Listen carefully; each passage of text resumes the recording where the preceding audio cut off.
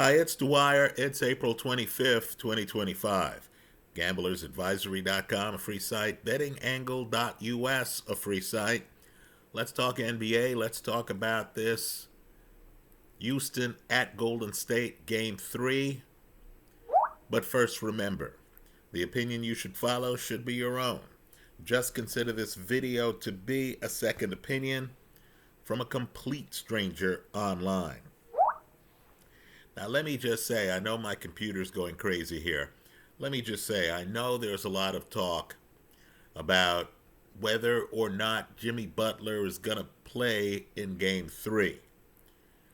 Right? The Warriors won Game 1. They look good. Butler gets hurt. Warriors fall apart. They lose Game 2. Now, of course, the series has shifted to Golden State. Now, let me just say, I expect Houston to win the game. I've discussed Houston here in the past. I believe it's a great play for gamblers in general. Right? Houston, the 2 seed in the Western Conference. Understand, they wouldn't have to see either Oklahoma City or the Clippers, right, who are now up 2-1 in their series. They wouldn't have to see them until the conference finals. Right? Let me just point out that Houston is dominant defensively. Folks, they're in the top 5 in defense in the league. Let me also point out that Houston is number 1. Let me hold up a finger here. Number 1 in terms of offensive rebounding, and the reason why that is scary is because of how young this team is. Jalen Green, 22 years old. Amen Thompson, 22 years old. Alpern Siguen, 22 years old. Right? Understand, the old guys on the team are Steven Adams, Fred VanVleet, who is 30, Dylan Brooks, who's 29. Right? Let me also say, too, that you look at some teams, this is above and beyond any talent. Right? You look at some teams, and they have an attitude. You can sense the attitude. You understand this team's going to be a tough out. In the Eastern Conference, for whatever reason, the Cleveland Cavaliers, who just had a player, Evan Mobley, win Defensive Player of the Year, they have the attitude. Right? You can tell. Cleveland feels like nobody's giving them a chance, even though they're the 1 seed. Right? You know, no one's taking them seriously. Folks, that's going to be hard to beat. I believe Boston is a better team, but Boston's banged up. Right? Even Jason Tatum has a wrist injury and might not play Game 3 of his series. Well, here, Houston, whether Jimmy Butler plays or not, just has too much beef close to the basket. Right? So let me just say, I expect Houston to win. I hope Butler thinks clearly and takes Game 3 off. That was a bad fall. Don't rush back. Your career hangs in the balance. Right? Give your body at least 1 game to recover. Not only that, Houston's so rough and tumble under the basket. And since Jimmy is a slasher, he's not really a 3-point shooter. Right? He would have to try to come inside on guys who are going to D him hard.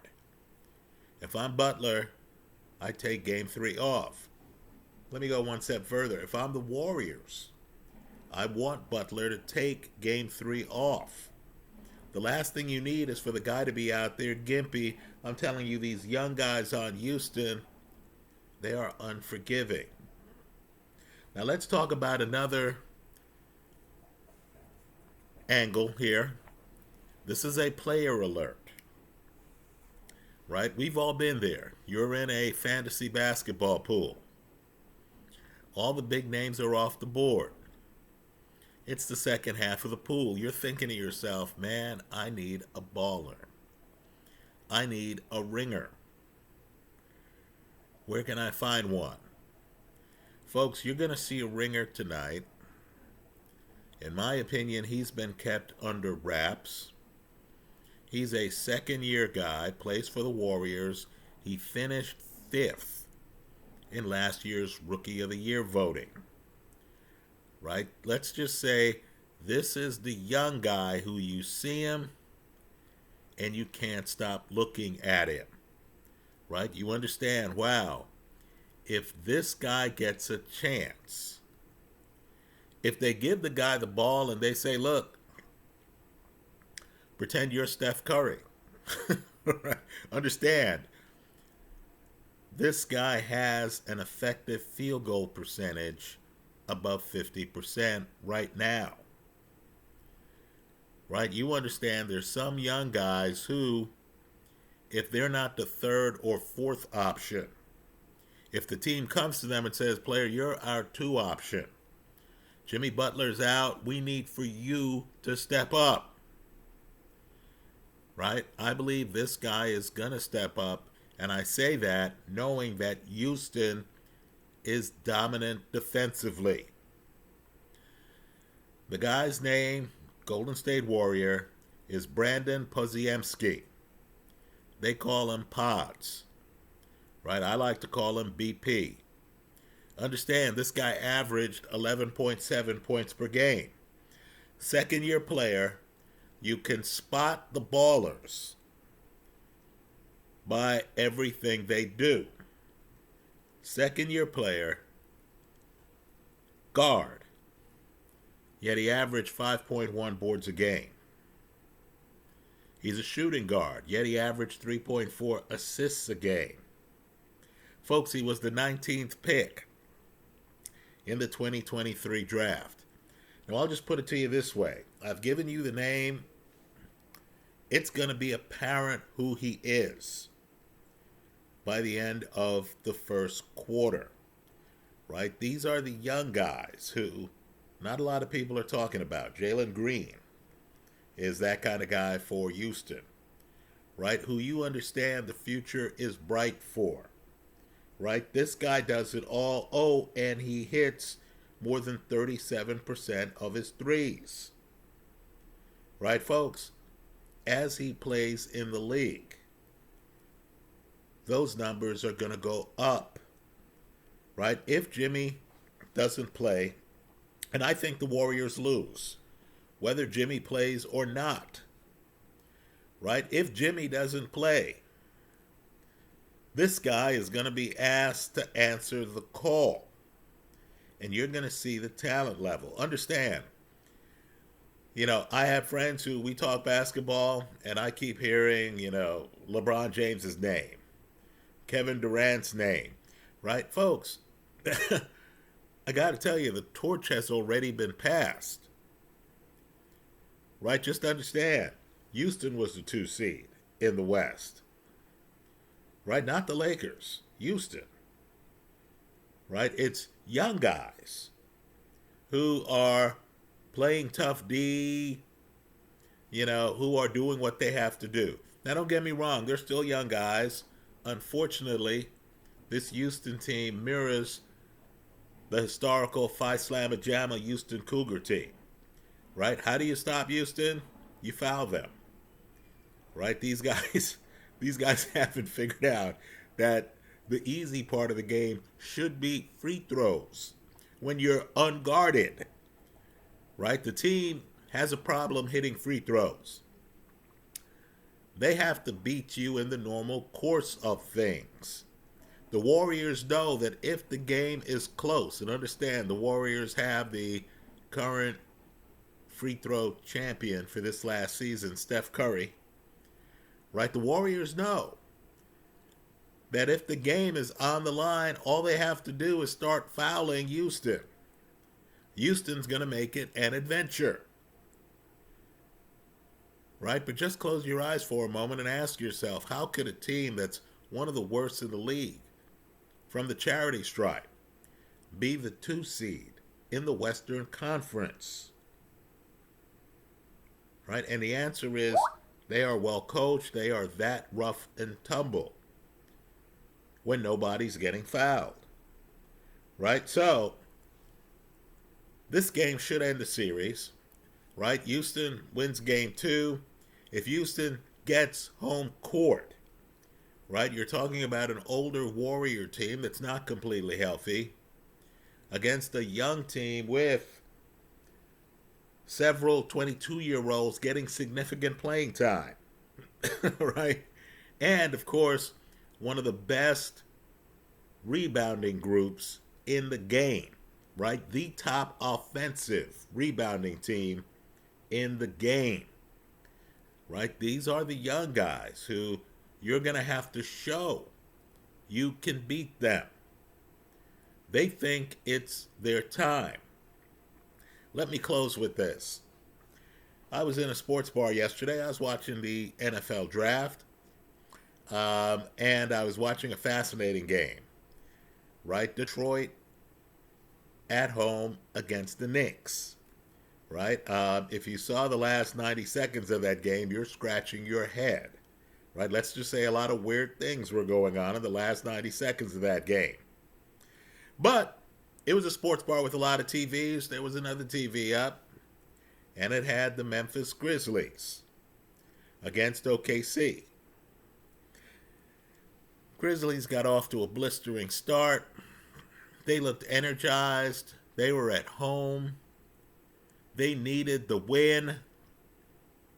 I left the sports bar. I thought, well, good for Memphis, right? They're down 2-1, but everyone's got to be energized for game 4, right? By the time I got home, to my amazement, OKC had come back in that game. Right now, let's make a couple of points here. First, Memphis is done. You don't come back from a loss like that, right? You just don't. In other words, the team itself had to think, okay, great, we're still in this series. We haven't lost a home game yet in this series, even though we haven't won a game, right? This is our first home game in the series. We're going to show these guys, right? Guys were hitting threes. Scottie Pippen's kid looked dynamic. You thought, oh, this is the Memphis that's been missing. To have OKC come back from that far down and take a 3-0 lead, folks, it's over. OKC, 68-win team, dominant defensively, dominant offensively. Right, folks? I'm guessing many Memphis Grizzly guys right now are planning their off seasons. They know it's hopeless, right? So let's talk about the West just for a second. Understand the 5 seed, the Clippers. They just beat Denver by more than 30 points, right? What was the score? It was 117-82 or something like that. Kawhi Leonard looks like Kawhi Leonard. And I'm talking about the one who was a Spur, right? He looks spectacular, right? The Clippers are deep. Now, my concern with the Clippers, and don't get me wrong, you got them at such long odds that you could actually hedge the very next round, right? Assuming they get by Denver. And I think it's over for Denver. Right? Here's the problem. The problem's that game yesterday that Memphis lost. OKC is younger than the Clippers. If OKC sweeps Memphis, they're going to be rested for an older Clipper team. Right? The Clippers really needed OKC to be stretched a few games. I don't get the feeling that Memphis has it in them. Right? Well, my point to you is, why argue over OKC, the Clippers, when you have Houston that looks like they're going to walk right in the front door, the series after that series. Right? I'm expecting Houston to beat the Warriors. I'm expecting Houston to get to the Western Conference Finals. Right? Then we'll see the lay of the land. Just understand, Houston is distinctive. The thing with young guys, right? And again, significant minutes, major contributors. Jalen Green, 22. Amon Thompson, 22. Sengun, 22. Right? The problem with young guys is they get better as the season goes along. In other words, you see a young guy in November and you're looking at him, he looks lost. You're wondering how he's able to find his way to the arena, right? You see that guy in late April, May, and suddenly you start to realize, wow, this young guy might actually have a long career, right? This young guy is averaging a bunch of points, and I'm guessing as he figures out the league a little bit more, his numbers are going to go up. Right, folks? Houston, you got them at long odds. I'm expecting them to deliver on the road in Game 3 in Golden State. I'm expecting them to beat the Warriors. I'm expecting them to beat, let's face it, I mentioned the Lakers. I'm being kind. I think the Lakers lose to Minnesota. Right? Let's just say Houston, Minnesota, probably the best bets on the board would be the unders, right? Because both of those teams are defensively blessed. But just understand that Houston-Minnesota series, right? They'll only have to face OKC in the conference finals. Right? Keep an eye on Houston, folks. They're young, they're hungry. They're going to have more stamina than most of the other teams they face. Those are my thoughts. Also, keep an eye on Brandon Podziemski. Folks, baller alert. This guy's a baller. You know what we used to say back in the 80s? They said, who's the only man to stop Michael Jordan? And the answer was Dean Smith, his college coach. Right? Out of necessity, with Jimmy Butler hurt, if he misses the game, the Warriors are going to have to take the wraps off Brandon Podziemski. Right? Even wrapped up, the guy averaged 11.7 points a game. Right? This is a baller. I'm expecting to see it in Game 3. Those are my thoughts. Let me hear yours in the comment section of this YouTube video. Thanks for stopping by.